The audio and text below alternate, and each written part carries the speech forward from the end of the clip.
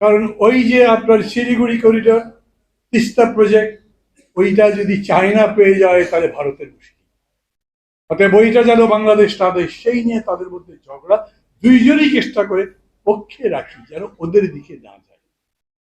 শেখ হাসিনা সরকার কোন দিকে যাবেন এখন পর্যন্ত ঠিক করতে পারেনি। মনে করেছিলেন ওই যে চীন কিছুদিন আগে বলেছে না, তোমাদের রিজার্ভের সংকট আমি দিয়ে দেব। বাংলাদেশে বিদেশি শক্তিদের মধ্যে সবচাইতে বেশি বিনিয়োগকার মার্কিন যুক্তরাষ্ট্র। চীনের প্রেসিডেন্ট শি জিনপিং 7 বছর আগে একবার এসেছিলেন, বাংলাদেশকে $20 বিলিয়ন দেবেন বলেছিলেন। কত দিয়েছেন এই পর্যন্ত? 4 বিলিয়ন। তারপরে এইবারে যখন তাদের দেওয়া ঋণের টাকা ম্যাচিউর করছে, সারা বিশ্ব যখন বাংলাদেশের কাছে